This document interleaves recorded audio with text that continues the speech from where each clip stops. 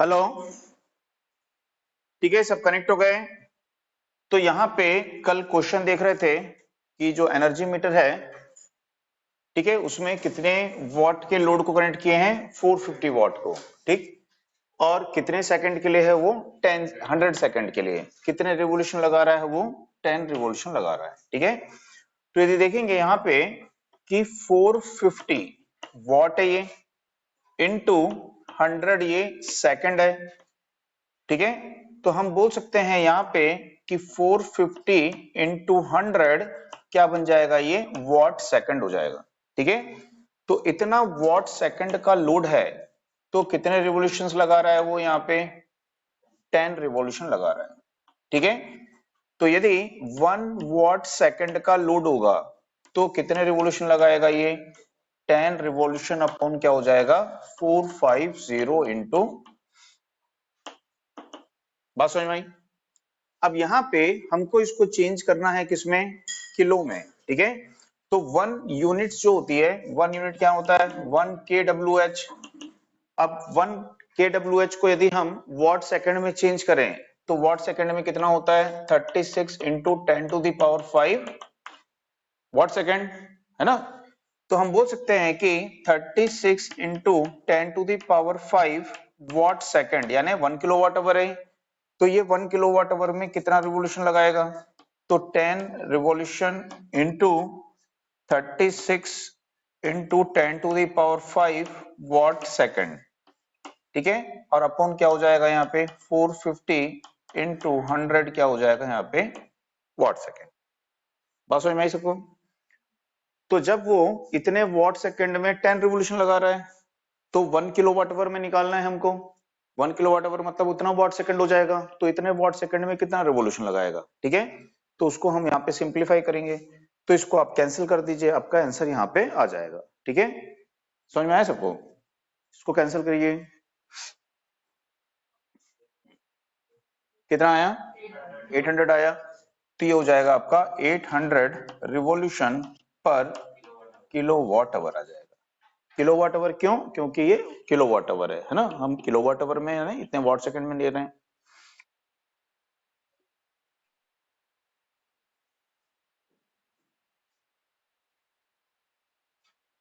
ठीक है, क्वेश्चन समझ में आया कि एनर्जी मीटर जो है इतने रिवोल्यूशन लगाता है पर किलोवाट आवर में, ये मीटर का कांस्टेंट है। और हमने ये पाया है कि मीटर जो है वो 5 रिवोल्यूशन लगा रहा है 75 सेकंड्स में। तो लोड की पावर कितनी होगी, कितने पावर का लोड कनेक्ट होगा एनर्जी मीटर के टर्मिनल पे।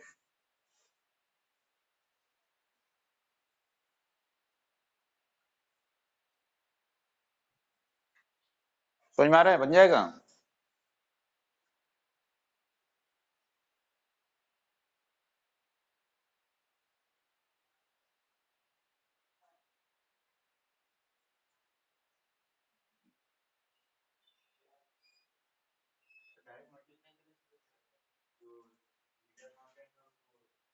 हाँ हाँ, देखेंगे यहाँ पे कि हम क्या कर रहे हैं, यहाँ पे इतना रिवॉल्यूशन लगा रहे हैं।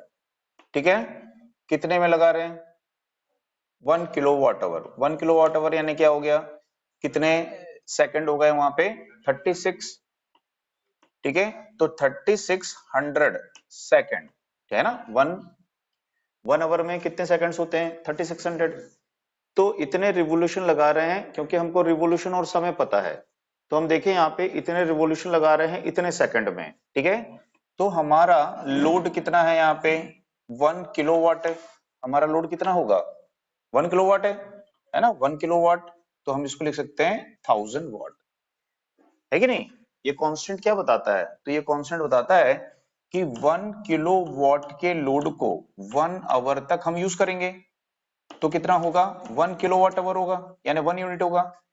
तो इस समय कितने रिवोल्यूशन लगा रहा है वो, 36, सॉरी कितने लगा रहा है, 1200 रिवोल्यूशन लगा रहा है। तो 1200 रिवोल्यूशन ये लगा रहा है। ठीक है ना, तो इसका मतलब है कि 1 आवर यानी कितना हो गया यहाँ पे, 3600 सेकंड। 3600 सेकंड में इतना रिवोल्यूशन यदि लगाएगा तो इसका मतलब है 1 किलोवाट का लोड कनेक्ट है। ठीक है, तो वही यहाँ पे बता रहा है कि यदि 3600 सेकंड में इतना रिवोल्यूशन लगा रहा है, इसका मतलब है 1 किलोवाट का लोड यहाँ पे कनेक्ट है, ठीक है। तो हमको बोल रहा है कि वो कितना रिवोल्यूशन लगा रहा है, यहाँ पे 5 रिवोल्यूशन लगा रहा है, कितने सेकंड में, 75 सेकंड में। तो कितने किलोवाट का लोड कनेक्ट होगा, आई बात समझ में। तो यदि बोलता 1 रिवोल्यूशन पर सेकंड, जबकि जमाते हो है ना 1 रिवोल्यूशन पर सेकंड बोलता, तो क्या लिखते हैं इसको यहाँ पे, ठीक है। और अपॉन क्या हो जाता है ये, है ना, ऐसे लिखते हैं इसको, अपॉन क्या लिखते हैं 1200 अपॉन 36, है कि नहीं। यानी कि ये हो जाता आपका 1000 इंटू 36 अपॉन क्या होता 1200, ठीक है। तो हमको बोला है कि 5 रिवोल्यूशन लगाएगा 75 सेकंड में, ठीक है। तो ये क्या हो जाएगा यहाँ पे, तो हो जाएगा 5 अपॉन 75 इंटू 1000 इंटू 3600 अपॉन क्या होगा 1200, ठीक है। इसको यहाँ पे सिंप्लीफाई कर लेंगे तो हमारा क्या आ जाएगा, पावर आ जाएगी हमारे पास, ठीक है। तो इसको सिंप्लीफाई कर लीजिए।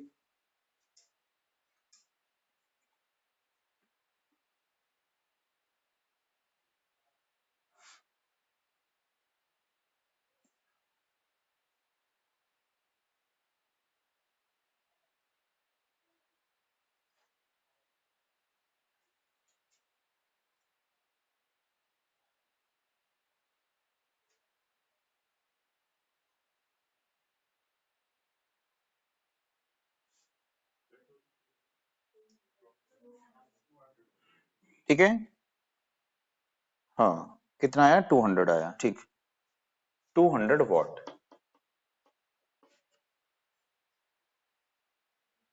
तो समझ में आया ना सबको। इसके बाद में एक क्वेश्चन और देखते हैं।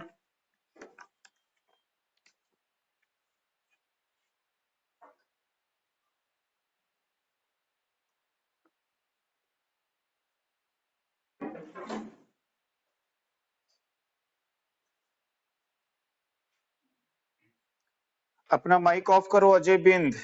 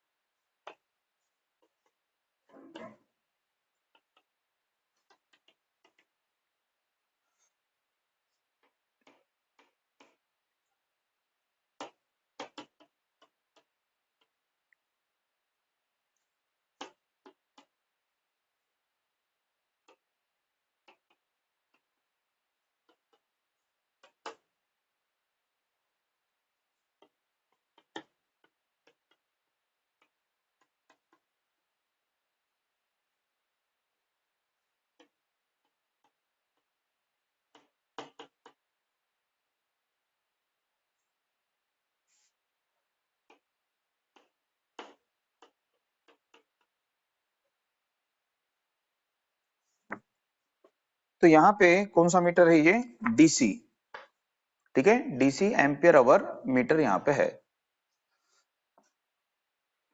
और यहाँ पे दिया हुआ है कि उसका जो कांस्टेंट है वो कितना है 14.4 एम्पियर सेकंड पर रिवॉल्यूशन है, ठीक है। तो एम्पियर सेकंड वो पर रिवॉल्यूशन है।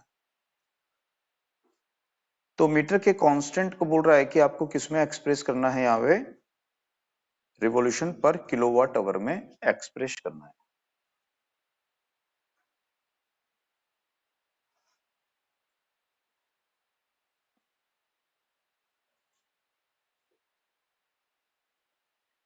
ठीक है। तो सबसे पहले अपने को ये पता होना चाहिए कि जो एसी एनर्जी मीटर होता है ना, एसी एनर्जी मीटर में हम क्या लिखते हैं कि एसी एनर्जी मीटर क्या करता है, अमाउंट ऑफ इलेक्ट्रिकल एनर्जी बोलते हैं उसको, है ना, को रिकॉर्ड करता है, रजिस्टर करता है, जिसको हम क्या बोलते हैं KWH। तो ये कौन करता है, एसी एनर्जी मीटर, और इसको क्या बोलते हैं हम, अमाउंट ऑफ इलेक्ट्रिकल एनर्जी बोलते हैं, ठीक है। डीसी एनर्जी मीटर क्या करता है, तो वो करता है एम्पियर आवर, ठीक है। इसको हम क्या बोलते हैं, क्वांटिटी ऑफ इलेक्ट्रिसिटी बोलते हैं, ठीक है। तो यहाँ पे जो डीसी एनर्जी मीटर होते हैं वो किस में मेजर करते हैं, एनर्जी को एम्पियर आवर में मेजर करते हैं, ठीक है ना, समझ में आया। लेकिन यहाँ पे हमारी एनर्जी हम बोलते हैं किसमें, केडब्ल्यूएच में, किलोवाट आवर में। तो इसके लिए क्या करते हैं, इसको एवरेज वोल्टेज से मल्टीप्लाई कर देते हैं, ठीक है। तो यदि इसको हम एवरेज वोल्टेज से मल्टीप्लाई करेंगे तो एम्पियर और वोल्ट क्या बन जाएंगे, यहाँ पे वॉट बन जाएंगे, ठीक है। तो क्या बन जाएगा, ये वॉट आवर बन जाएगा। तो उसको हम 1000 से डिवाइड करेंगे तो क्या बन जाएगा, किलोवाट आवर बन जाएगा, ठीक है। तो डीसी एनर्जी मीटर में आपको याद रखना है वो एम्पियर आवर में मेजर करते हैं, क्वांटिटी ऑफ इलेक्ट्रिसिटी को मेजर करते हैं, और यदि उसको हमको वॉट आवर में चेंज करना होता है तो उसको हम एवरेज वोल्टेज से मल्टीप्लाई करते हैं, ठीक है ना। तो यहाँ पे आपको क्या दिया हुआ है, तो इसका कांस्टेंट आपको दिया हुआ है किसमें, एम्पियर सेकंड में, और उसकी रेटेड वोल्टेज कितनी है, तो उसको हम किस में चेंज कर सकते हैं, वॉट सेकंड में चेंज कर सकते हैं, ठीक है।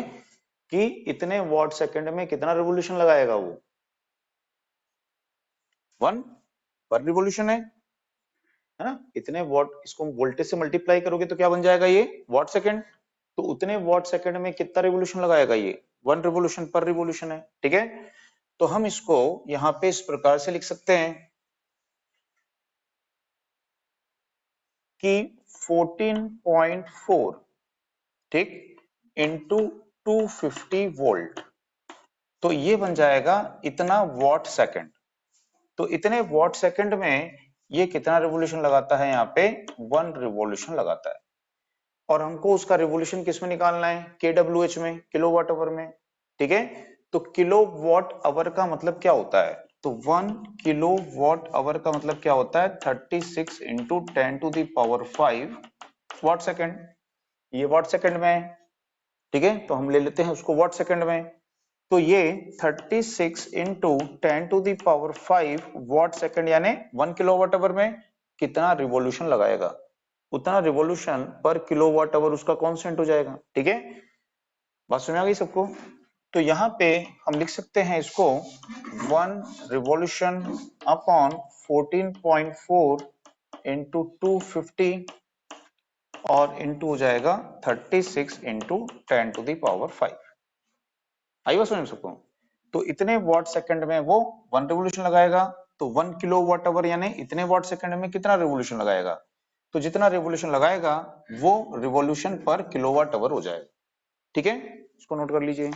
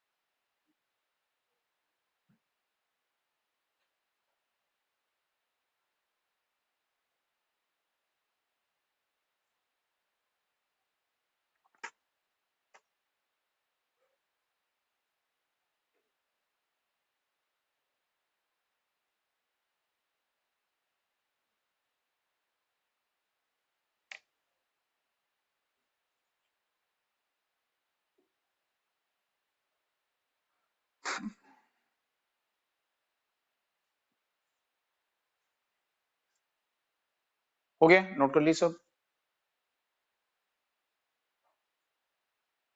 तो ये हुआ हमारा यहाँ पे एनर्जी मीटर।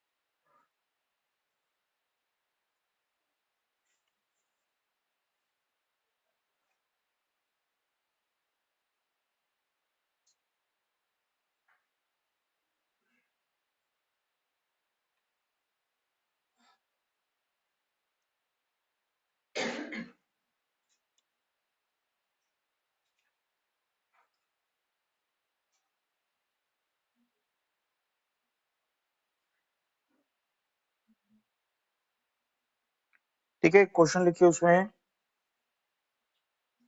क्वेश्चन नोट करिए। लाइट लोड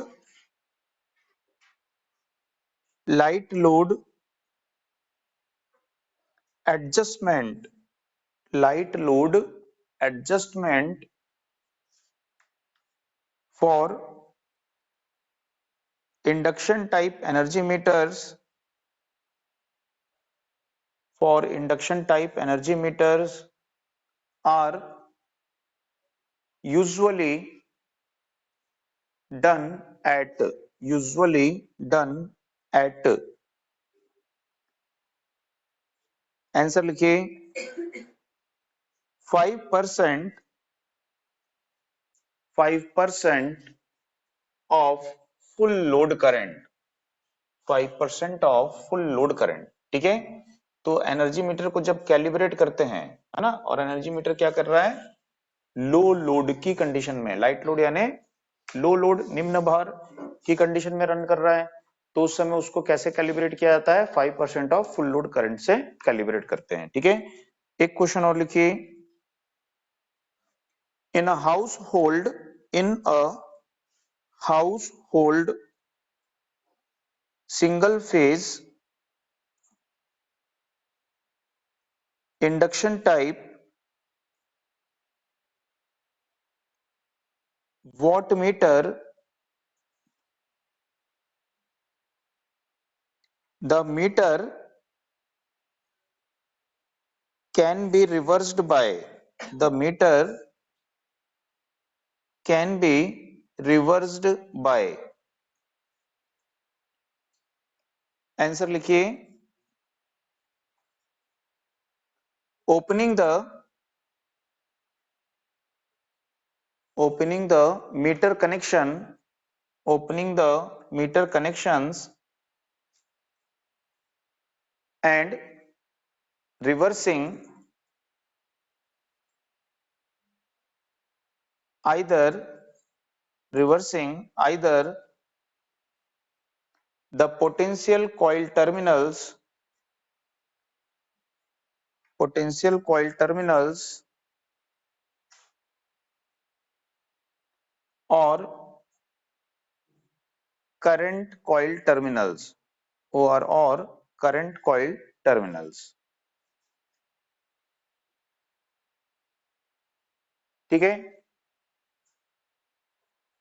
तो ये वॉट मीटर के लिए है, और सेम हम किसके लिए कर सकते हैं, एनर्जी मीटर के लिए। यदि बोल रहा है एनर्जी मीटर को हमको क्या करना है, अपोजिट डायरेक्शन में रोटेट करना है, तो अपोजिट डायरेक्शन में कैसे रोटेट कर सकते हैं, तो उसमें दो कॉइल होती हैं, एक शंट मैग्नेट पे लगाते हैं प्रेशर कॉइल, और दूसरा करंट कॉइल जिसको सीरीज मैग्नेट पे लगाते हैं, तो दोनों में से किसी के कनेक्शन को क्या करेंगे, रिवर्स कनेक्ट कर देंगे।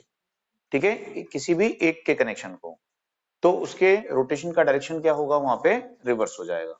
आई बात समझ में। तो इस तरह के क्वेश्चन पहले आते थे, पहले क्या था, इंडक्शन टाइप एनर्जी मीटर ही सबसे ज्यादा यूज किए जाते थे, लेकिन अभी क्या हो रहा है, डिजिटल हो रहे हैं, है ना, डिजिटल है, तो अभी थोड़े से क्वेश्चन कम हो गए, नहीं तो एनर्जी मीटर से पहले बहुत क्वेश्चन आते थे एग्जाम में। ठीक है, अब इसके बाद में देखेंगे measurement of phase, measurement of phase. तो मेजरमेंट ऑफ फेज, फेज को मेजर करना, फेज को मेजर करना मतलब क्या होता है, तो फेज का मतलब क्या होता है, वोल्टेज और करंट के बीच में क्या होता है, ये फेज एंगल होता है। इस फेज को कैसे मेजर करते हैं, तो हमको पता है क्या होता है, ये cos फाई पावर फैक्टर, तो इसके लिए हम क्या यूज करते हैं, पावर फैक्टर मीटर का यूज करते हैं। ठीक है, तो फेज मेजरमेंट मतलब क्या होता है, मेजरमेंट ऑफ पावर फैक्टर होता है, मतलब इसको क्या बोलेंगे हम, पावर फैक्टर मीटर यहाँ पे बोलेंगे। ठीक है, तो पावर फैक्टर मीटर जो होता है, इसका कंस्ट्रक्शन कैसा होता है यहाँ पे, तो वॉट मीटर के समान होता है।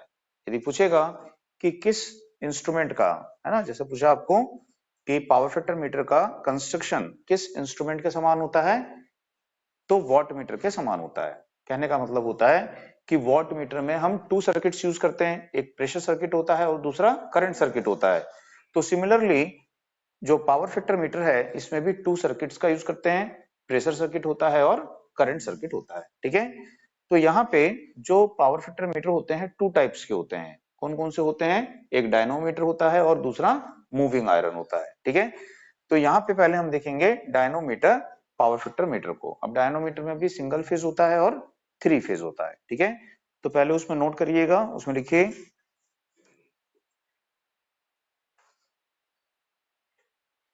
एसी सर्किट में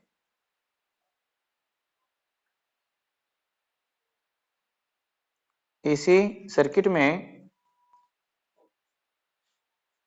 पावर फैक्टर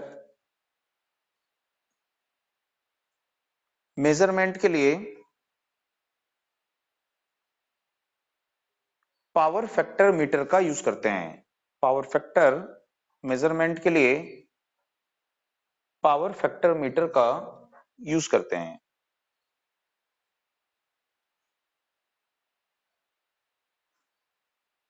ये टू टाइप्स के होते हैं, ये टू टाइप्स के होते हैं।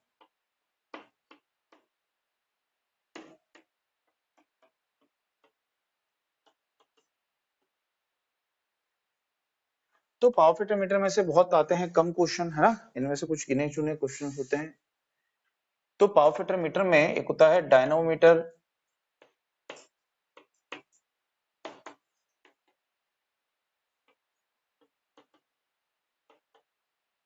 और दूसरा होता है मूविंग आयरन।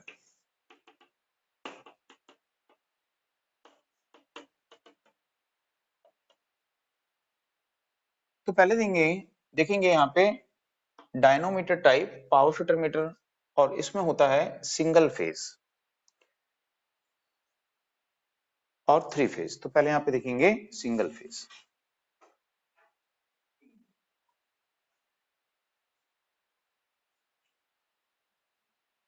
तो इसमें हेडिंग डालिए सिंगल फेज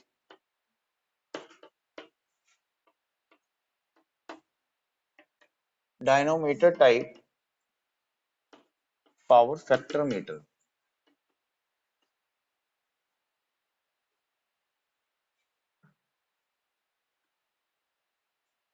तो जैसे बताया कि इसमें कितने सर्किट्स होते हैं, टू सर्किट्स।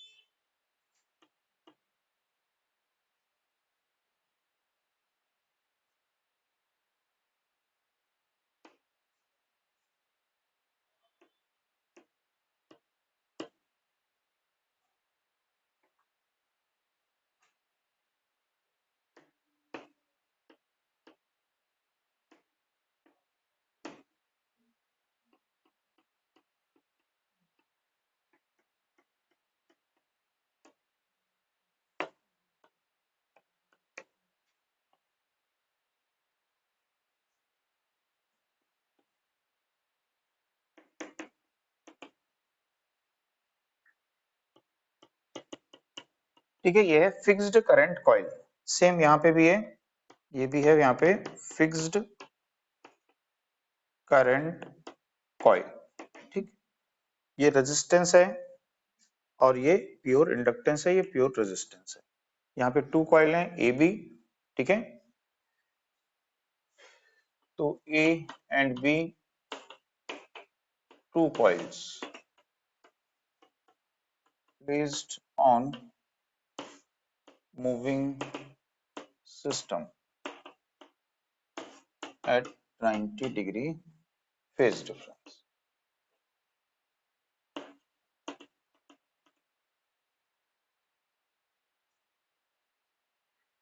तो यहाँ पे जो कॉइल ए है इसको मान लेते हैं ये है प्योर रेजिस्टिव कॉइल,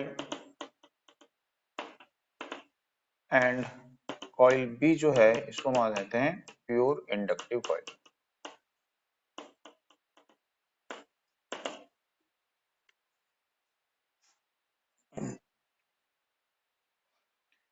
तो इसमें नॉर्मली यही क्वेश्चन आता है ना, इसमें क्या क्वेश्चन आता है कि इसमें कितनी कॉइल का यूज कर रहे हैं, टू कॉइल्स, और ये दोनों कॉइल एक दूसरे से कितने डिग्री फेज डिफरेंस पे होती हैं।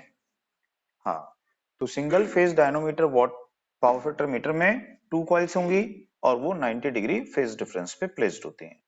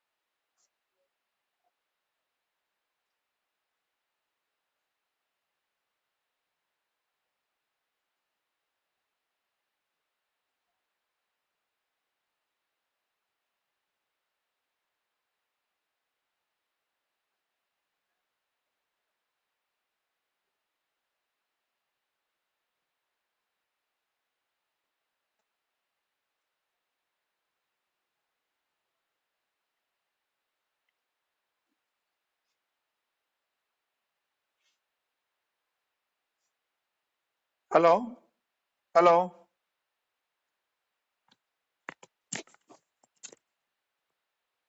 हेलो,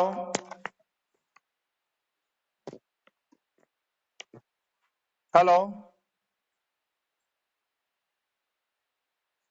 ठीक है, ऑडियो आ रहा है सबको?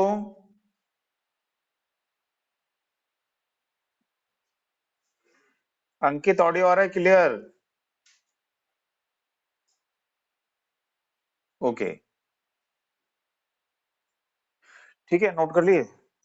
तो यहाँ पे देखेंगे कि इसका कंस्ट्रक्शन पहले समझ लीजिए। तो डायनोमीटर जो पावर फैक्टर मीटर है इसका कंस्ट्रक्शन किसके समान होता है, यहाँ पे वॉट मीटर के समान होता है। तो वॉट मीटर के समान ही इसमें टू सर्किट्स होते हैं। देखो ये करंट सर्किट है, ठीक है, ये कॉइल है, कॉइल को हम ऐसा वाउंड करते हैं, ऐसा ऐसा वाउंड करते हैं कॉइल को, है ना। तो ये कॉइल है, यहाँ पे ये पूरी कॉइल है, इसको ऐसा वाउंड किया गया है, ठीक है। तो ये एक कॉइल हो गई, ये दूसरी कॉइल है, इसको ऐसा वाउंड किया हुआ है, ठीक है। अब ये दोनों कॉइल जो हैं फिक्स्ड कॉइल है, और ये दोनों कॉइल फिक्स्ड हैं, और ये कौन सी कॉइल है, यहाँ पे करंट कॉइल है, ठीक। तो यहाँ पे हम देखेंगे जब इसको कनेक्ट करेंगे तो लोड करंट जो है इस फिक्स्ड कॉइल से फ्लो होगी, लोड करंट इस फिक्स्ड कॉइल से फ्लो होगी, फिर इस कॉइल से फ्लो होगी, फिर इस कॉइल से फ्लो होगी, और देन इस लोड में ये करंट यहाँ पे फ्लो होगी जिसके पावर फैक्टर को हमको मेजर करना है, ठीक है। तो ये करंट कॉइल लोड के साथ में कैसे कनेक्ट होती है, सीरीज में, ठीक, जैसे हमने वॉट मीटर में पढ़ा था। दूसरा हम पढ़े थे वॉट मीटर में क्या होता है, प्रेशर सर्किट होते हैं। तो ये जो दोनों कॉइल है, coil A and coil B, ठीक है, ये दोनों कैसी कॉइल है, यहाँ पे प्रेशर कॉइल है, ठीक है। तो यहाँ पे बोल सकते हैं A and B two pressure coils हैं, ये क्या है, ये टू प्रेशर कॉइल्स हैं, ठीक है। तो टू प्रेशर कॉइल्स हैं, और कहाँ पे प्लेस्ड होती हैं, ये मूविंग सिस्टम पे, और मूविंग सिस्टम पे रखी हुई है। प्रेशर कॉइल क्यों बोलते हैं, जो पैरेलल में कनेक्ट होती हैं, है ना, पैरेलल में वोल्टेज अक्रॉस होती है उसके, और वोल्टेज को हम क्या बोलते हैं, प्रेशर, इसलिए उसको प्रेशर कॉइल बोलते हैं। तो यहाँ पे two pressure coils moving system पर 90 डिग्री फेज डिफरेंस पे यहाँ पे प्लेस्ड होती हैं। अब इन दोनों प्रेशर कॉइल को हमने सप्लाई कैसे दी है, तो यहाँ पे देखिए, यहाँ से टिपिंग लिए वायर और इस कॉइल ए को कनेक्ट किया। देखो ये कॉइल फिर जो है, सॉरी बी है ये, फिर ये कॉइल बी यहाँ पे कनेक्ट है ना। तो कैसे कनेक्ट है, ये पैरेलल में कनेक्ट हो गए। तो यहाँ पे देखिए कि मैंने क्या बताया, यहाँ पे ये दोनों कैसी कॉइल हैं, प्रेशर, क्योंकि यहाँ पे हम इसको कैसे कनेक्ट किए हैं, पैरेलल में। तो यहाँ से हमने टिपिंग लिया, कॉइल बी को कनेक्ट किया और कॉइल बी के दूसरे एंड को यहाँ पे कनेक्ट किया है। तो ये सोर्स के साथ में कैसे कनेक्ट है या लोड के साथ में कैसे कनेक्ट है, पैरेलल में, ठीक है। तो यहाँ पे देखेंगे जो कॉइल बी है, इस कॉइल बी के सीरीज में क्या किया है हमने, हाई वैल्यू इंडक्टेंस को कनेक्ट कर दिया है, ठीक है, जिसके कारण इसकी जो करंट होगी, कौन सी करंट है, ये मान लीजिए आई बी माना गया है। तो ये आई बी करंट जो है ये वोल्टेज से क्या करेगी, 90 डिग्री लैग करेगी, ठीक है। तो हम क्या करते हैं, यहाँ पे एक कॉइल को प्योर इंडक्टिव कॉइल की तरह ट्रीट करते हैं, उसके सीरीज में हाई वैल्यू इंडक्टेंस को कनेक्ट कर देते हैं और उसकी कॉइल को करंट से, सॉरी वोल्टेज से 90 डिग्री लैग कराते हैं।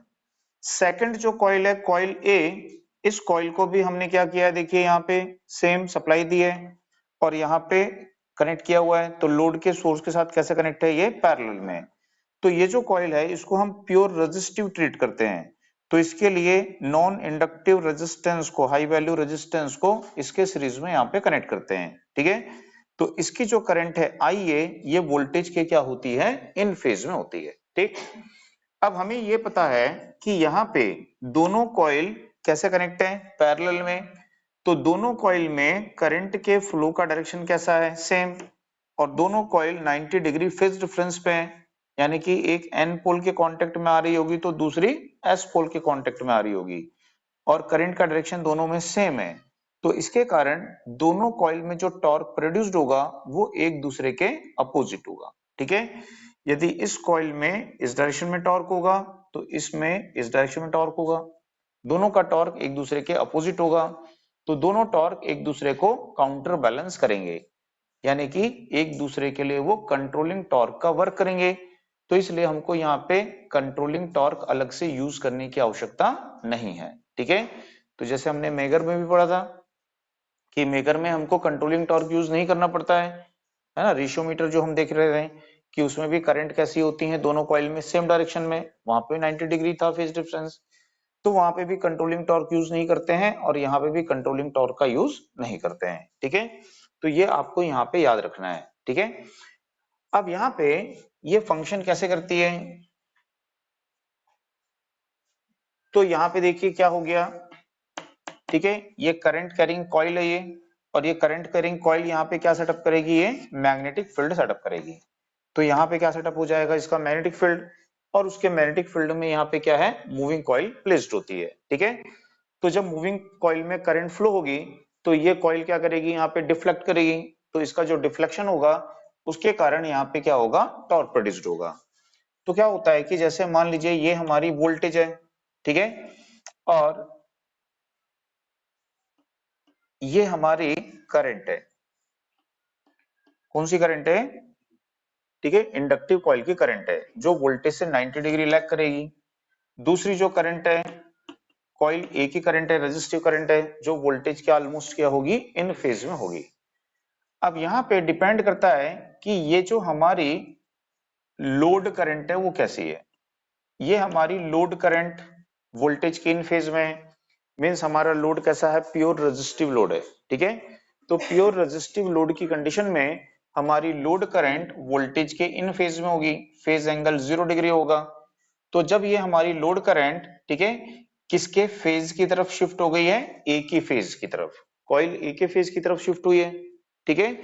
तो ये आई जो है लोड करंट इस आई के साथ क्या होगी, ऐड होगी, ठीक है।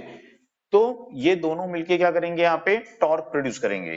तो कहने का मतलब है कि यहाँ पे जो टॉर्क प्रोड्यूस्ड होगा वो मैक्सिमम टॉर्क अब किसके कारण होगा, कॉइल ए के कारण होगा।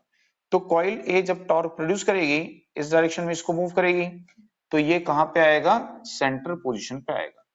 तो यहाँ पे ये क्या शो कर रहेगा, यूनिटी पावर फैक्टर। इस कंडीशन में कॉइल बी क्या कर रही होगी, इसका कंट्रोलिंग टॉर्क प्रोड्यूस कर रही होगी, ठीक है। तो इस कंडीशन में यहाँ पे देखेंगे ये कहां पे होगा, यूनिटी पावर फैक्टर की कंडीशन में होगा। अब यदि जो करंट है, ये करंट क्या करती है,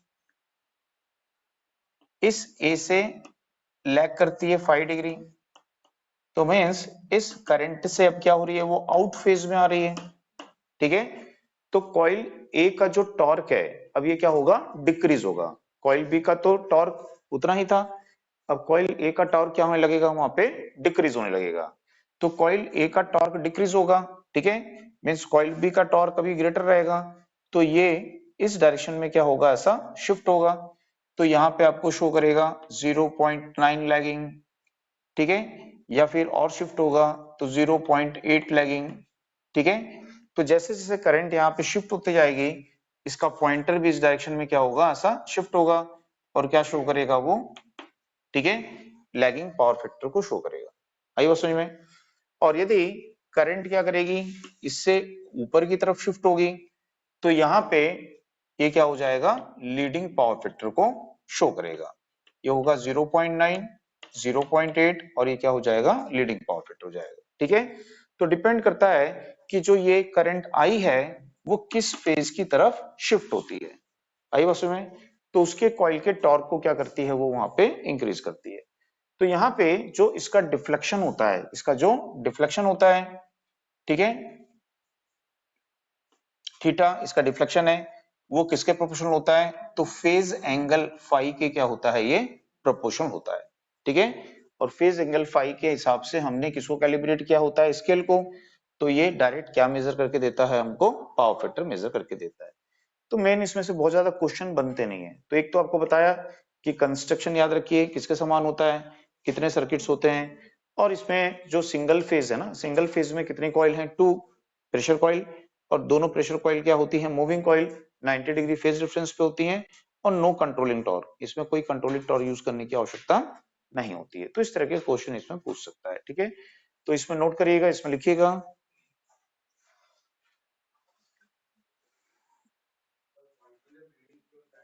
हम्म, हाँ, ये करंट वोल्टेज से क्या करेगी, लीड करेगी, है ना। उसमें नोट करिए,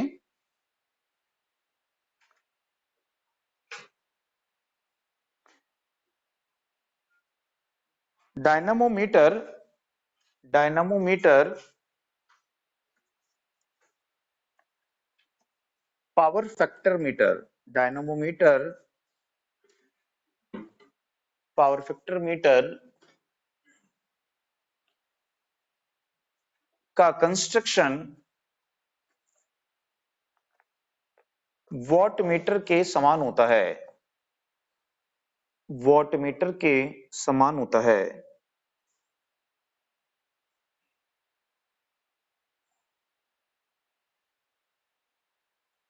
नेक्स्ट किए, इसमें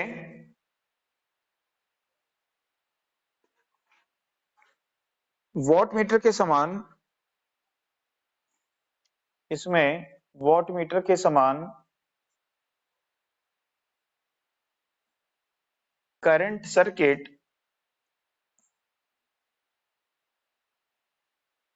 एंड प्रेशर सर्किट होते हैं।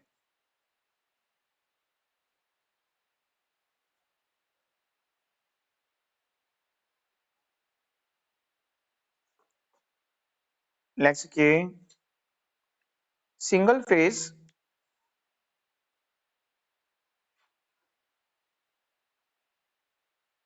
पावर फैक्टर मीटर में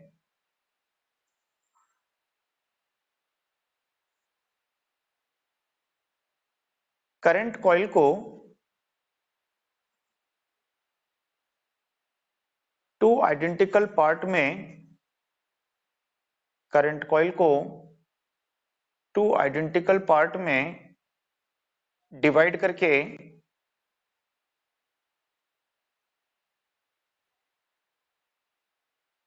एक दूसरे के पैरेलल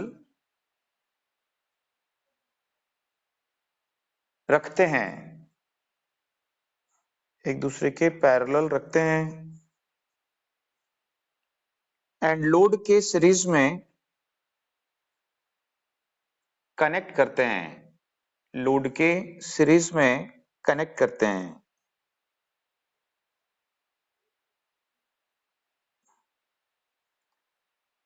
नेक्स्ट के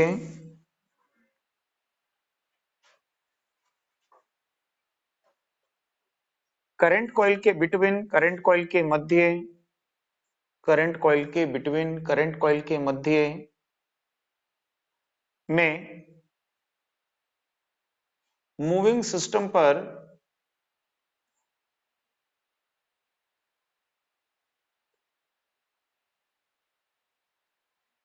प्रेशर कॉइल को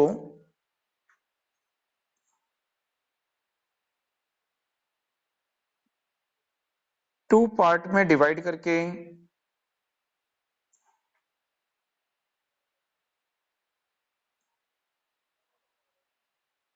90 डिग्री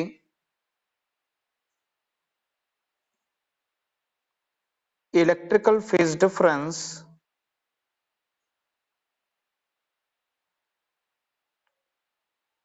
पर प्लेस करते हैं,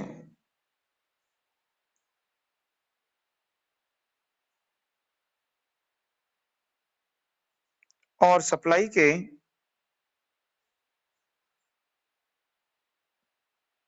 पैरेलल में कनेक्ट करते हैं।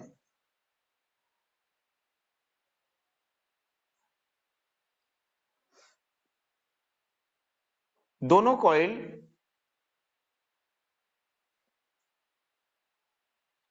में करंट के फ्लो का डायरेक्शन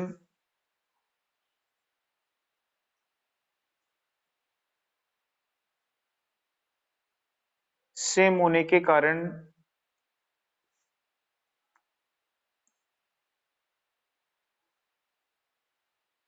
वे एक दूसरे के अपोजिट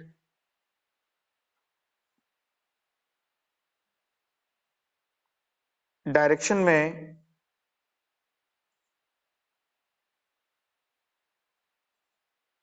टॉर्क प्रोड्यूस करती हैं।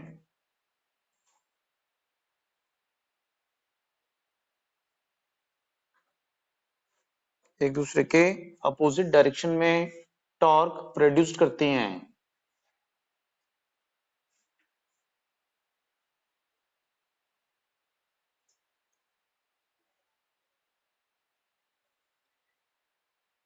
इसलिए इसमें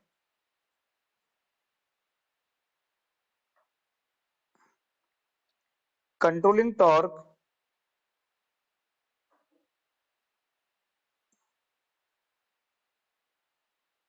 आवश्यक नहीं होता है, यानी no need of controlling torque.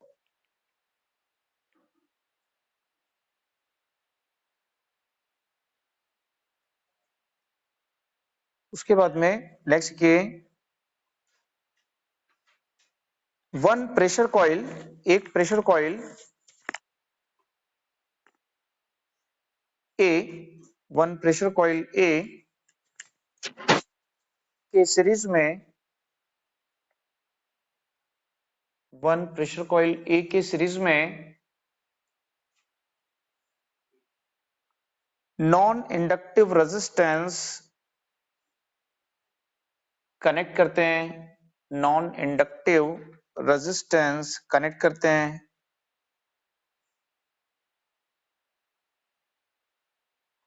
इसकी करंट IA वोल्टेज के इन फेज में होती है, इसकी करंट IA वोल्टेज के इन फेज में होती है। नेक्स्ट के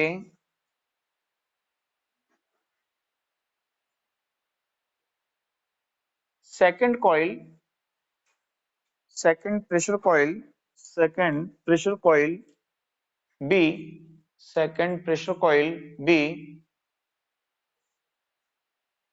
के सीरीज में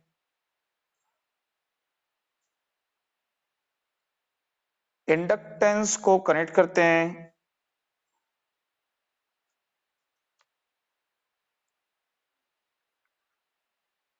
इसकी करंट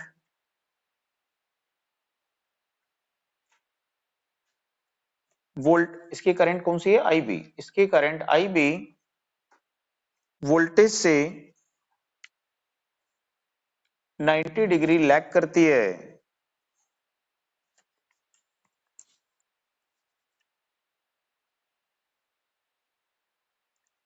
नेक्स्ट के load current I, load current I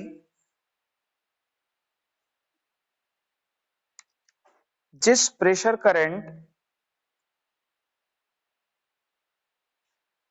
के फेज में शिफ्ट होती है,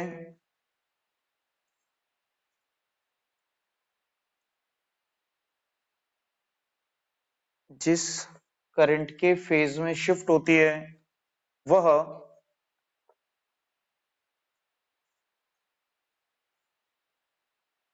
डिफ्लेक्टिंग टॉर्क प्रोड्यूस करती है,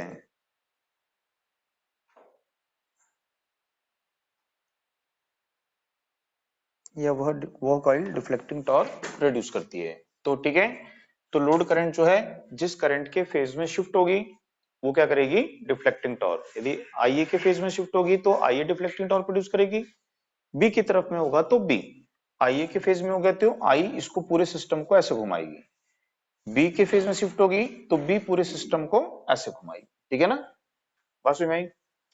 तो यहाँ पे इसका डिफ्लेक्शन एंगल किसके पोर्शन होता है, फेज एंगल के प्रोपोर्शन होता है। तो उसमें एक लिख लीजिए, इसका डिफ्लेक्शन एंगल फेज एंगल के डायरेक्टली प्रोपोर्शनल होता है, इसका डिफ्लेक्शन एंगल फेज एंगल के डायरेक्टली प्रोपोर्शनल होता है।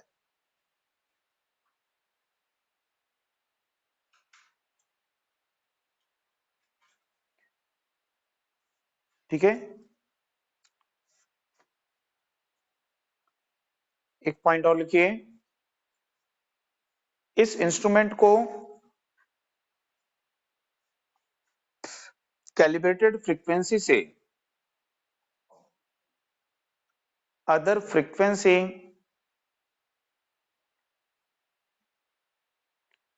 पर यूज करने से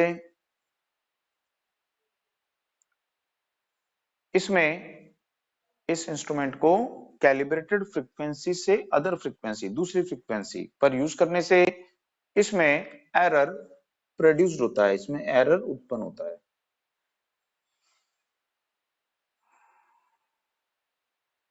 इसमें एरर प्रोड्यूस्ड होता है, एरर उत्पन्न होता है। आई बात समझ में। तो होता क्या है कि यहाँ पे ये जो कॉइल है, ये कॉइल कौन सी है, इंडक्टिव कॉइल है। इंडक्टिव कॉइल का क्या होता है, एक्सएल किस पर डिपेंड करता है, ओमेगा एल, यानी क्या होता है 2 पाई एफ एल। यदि फ्रीक्वेंसी कैलिब्रेटेड नहीं है ना, हमने 50 हर्ट्ज फ्रीक्वेंसी के कैलिब्रेट किया है, 100 हर्ट्ज फ्रीक्वेंसी पे यूज करेंगे तो एक्सएल की वैल्यू क्या होगी, चेंज, तो इस कॉइल की करंट चेंज हो जाएगी, तो इसके कारण डिफ्लेक्टिंग टॉर्क चेंज होगा तो एरर आ जाएगा उसमें। ठीक है, इसके बाद में होता है यहाँ पे 3 phase dynamometer type power factor metre.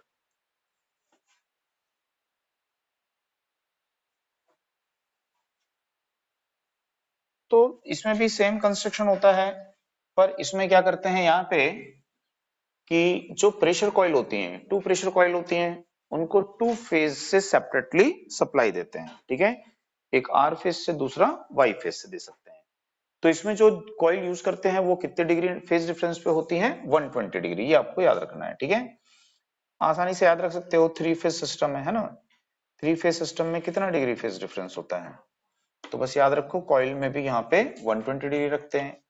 इसके पहले पढ़े हो 2 फेज है ना, 2 फेज वाट मीटर, मतलब 2 फेज वाट मीटर मतलब 2 प्रेशर कॉइल है उसमें, है ना, तो 2 प्रेशर कॉइल है मतलब 90 डिग्री फेज डिफरेंस, जहां पे भी 2 कॉइल्स होती हैं मूविंग सिस्टम पे, है ना, कहीं भी इंस्ट्रूमेंट में जहां पे भी 2 कॉइल हैं मूविंग सिस्टम पे, 2 मूविंग कॉइल्स हैं, तो उनमें कितना डिग्री फेज डिफरेंस होगा, 90 डिग्री, है ना, क्योंकि हम पहले पढ़ चुके हैं कि जहां पे भी 2 कॉइल होती हैं, चाहे वो आपका मोटर हो, है ना, तो उसमें भी 2 कॉइल्स होने से क्या होता है, 90 डिग्री फेज डिफरेंस होता है। तो इस तरह से आसानी से रिलेट करके आप याद रख सकते हो।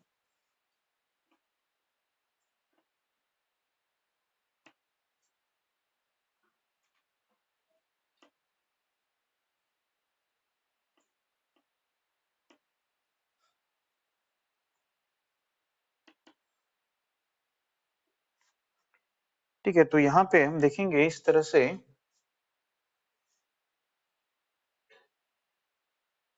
सप्लाई देंगे यहाँ पे,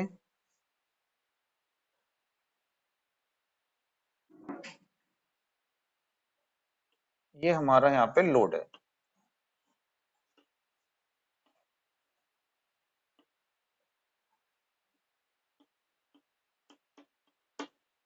ठीक, तो इस लोड को हमने एक फेज की सप्लाई दे दी है, इस लोड को हम यहाँ पे सेकंड फेज की सप्लाई देंगे और इसको हम यहाँ पे थर्ड फेज की सप्लाई देंगे।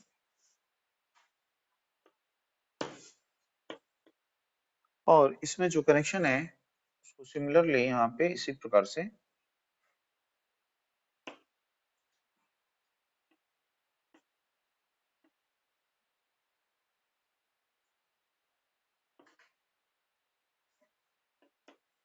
तो इस प्रकार से जो कनेक्शन है ये कनेक्शन यहाँ पे करेंगे।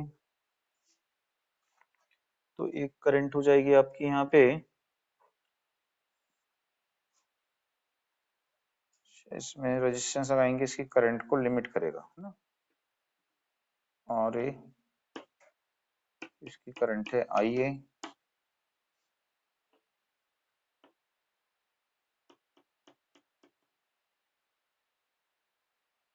ये है 120 डिग्री फेज डिफरेंस।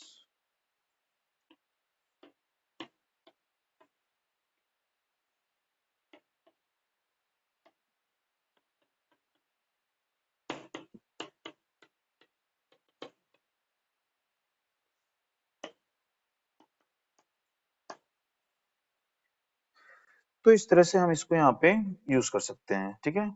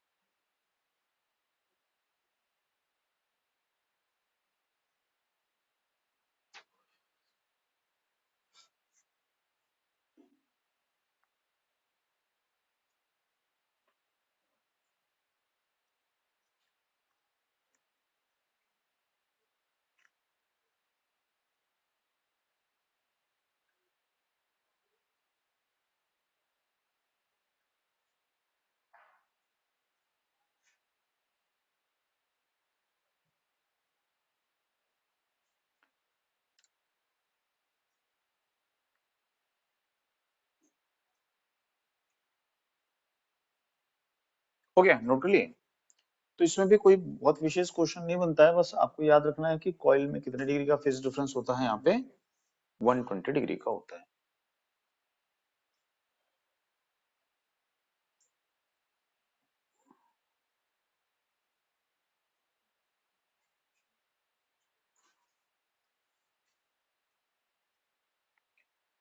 ठीक, तो जैसे अभी देखे थे कि ये आपकी क्या हो जाएगी, फिक्स्ड करंट कॉइल। तो इसको क्या बोलेंगे हम, फिक्स्ड करंट कॉइल। इसको भी क्या बोलेंगे हम यहाँ पे, फिक्स्ड करंट कॉइल। तो करंट कॉइल क्यों बोलेंगे, बिकॉज लोड के साथ कैसे कनेक्ट है, ये सीरीज में कनेक्ट हो। ठीक है, तो यहाँ पे इसको बोलेंगे हम यहाँ पे करंट कॉइल। अब यहाँ पे देखेंगे कि टू सप्लाई लाइन, है ना, ये लाइन वोल्टेज है ये। तो इस लाइन वोल्टेज के साथ कैसे कनेक्ट है, ये पैरेलल में। तो पैरेलल में कनेक्ट है तो इसको क्या बोलेंगे, प्रेशर कॉइल। तो मूविंग कॉइल जो है, ठीक है, वो कैसी होती है, प्रेशर कॉइल होती है। तो याद रखना बहुत आसान है। आप कौन सा मीटर पढ़ रहे हो, देखो डायनोमोमीटर, डायनोमीटर पढ़ रहे हो।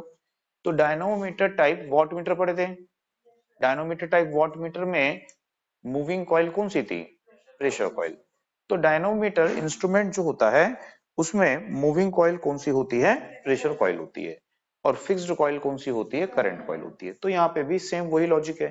ठीक है, तो यहाँ पे ये जो प्रेशर कॉइल है, अब यहाँ पे हम क्या कर रहे हैं, टू प्रेशर कॉइल यूज करेंगे 120 डिग्री फेज डिफरेंस पे।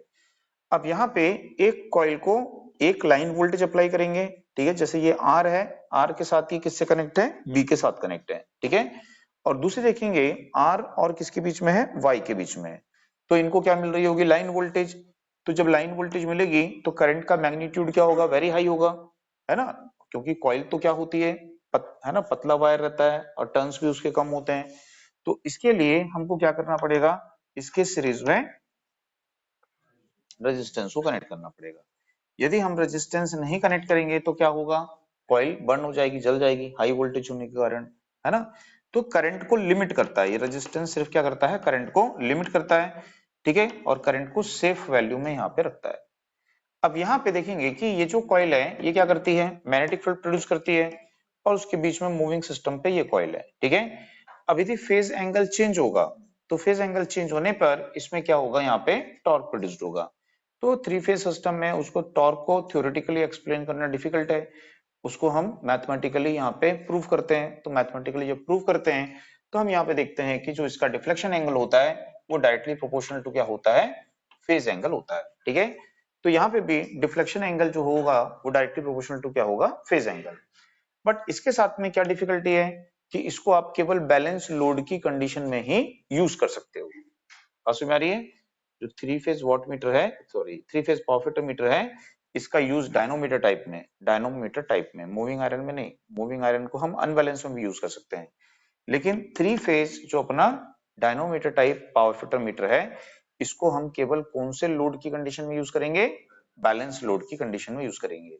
यदि अनबैलेंस लोड होगा, ठीक है, तो उस कंडीशन में ये प्रॉपर रीडिंग वहां पे आपको नहीं दे पाएगा, ठीक है, क्योंकि यहाँ पे जो हम अरेंजमेंट कर रहे हैं, जिस प्रकार का अरेंजमेंट कर रहे हैं, जो तीनों फेज की करंट होंगी वोल्टेज के रिस्पेक्ट में, तीनों फेज करंट और तीनों वोल्टेज के रिस्पेक्ट में उनका फेज एंगल कैसा होना चाहिए, सेम होना चाहिए। तो बैलेंस लोड के लिए ही इसको यूज कर सकते हैं, अनबैलेंस लोड के लिए इसको यूज नहीं कर सकते हैं, ठीक है। तो ये डिफिकल्टी इसके साथ में होती है, और कुछ विशेष है नहीं इसमें, है ना। तो इसमें नोट कर लीजिए एक दो पॉइंट। उसमें फर्स्ट लिखिए, three phase dynamometer, three phase dynamometer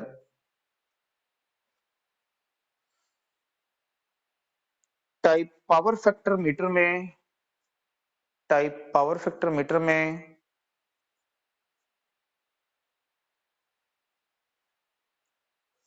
first लिखिए, टू प्रेशर कॉइल यूज करते हैं, टू प्रेशर कॉइल यूज करते हैं, दोनों कॉइल के मध्य, दोनों कॉइल के बिटवीन 120 डिग्री, दोनों कॉइल के बिटवीन, दोनों कॉइल के मध्य 120 डिग्री फेज डिफरेंस होता है।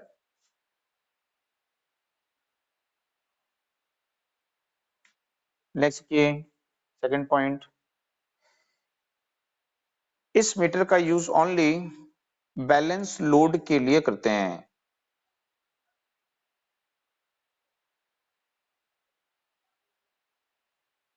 ठीक है। एक पॉइंट और लिख लीजिए, इसका deflection frequency and wave form के वेरिएशन से, फ्रीक्वेंसी एंड वेव फॉर्म के वेरिएशन से इंडिपेंडेंट होता है। इसका deflection frequency and wave form के वेरिएशन से इंडिपेंडेंट होता है।